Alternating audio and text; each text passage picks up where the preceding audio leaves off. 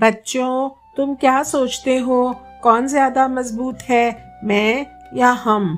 आओ एक कहानी सुनते हैं और देखते हैं कौन ज्यादा शक्तिशाली है। एक शांत सुबह थी। एक छोटी चिड़िया पेड़ की टहनी पर बैठी थी। उसने खुले आकाश की ओर देखा और फिर पास की खाली टहनी को देखा। उसने कहा, मैं अपना घोंसला अकेले ही बनाऊंगी। वह नीचे उड़कर गई, एक छोटा सा तिनका उठाया और ध्यान से वापस लाई। फिर वह दोबारा उड़ी और फिर से तिनका उठाया। फिर तिनका दर तिनका वह चुपचाप काम करती रही, हर टुकड़े को संभाल कर रखा और अपने घोंसले को गर्व से देखने लगी। उसने सोचा, ये मेरा काम है, मैं यह सब अकेले कर रही हूँ। कुछ समय बाद उसके पंख थकने लगे, सूरज तेज हो गया, हवा चलने लगी और कुछ तिनके उड़ गए। उसने एक तिनका ठीक किया तो दूसरा फिसल गया। वह फिर भी कोशिश करती रही। थोड़ी देर बाद वो टहनी पर बैठ गई, तेज सांस लेते हुए, आधे बने घोंसले को देखते हुए। तभी एक और चिड़िया आकर बैठी। उसने कुछ पल देखा और धीरे से पूछा, क्या तुम यह घोंसला अकेले बना रही हो? छोटी चिड़िया ने सिर हिला दिया। नई चिड़िया मुस्कुराई। उसने पूछा, क्या मैं मदद करूं? जवाब का इंतजार किए बिना उसने एक तिनका उठाया और धीरे से बाकी तिनकों के पास रख दिया। थोड़ी देर बाद एक और चिड़िया आई।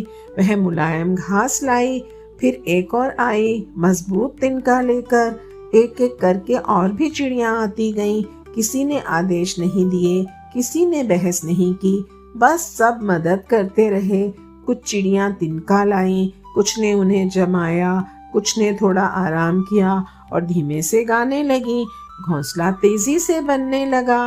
वह और मजबूत हो गया और ज्यादा सुरक्षित लगा। जब सूरज ढलने लगा तो घोंसला तैयार था। छोटी चिड़िया ने हैरानी से उसे देखा, फिर अपने साथियों की ओर देखा और मुस्कुरा दी।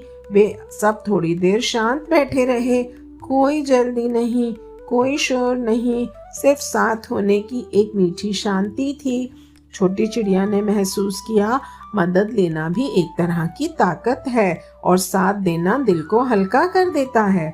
उस दिन उसे एक बहुत ज़रूरी बात समझ आई, मैं कुछ कर सकता है, लेकिन हम बहुत कुछ कर सकते हैं। गीता भी इस बात को बहुत सरल शब्दों में कहती है, सहयोगे बलम भवति, अर्थात सहयोग में ही शक्ति होती है।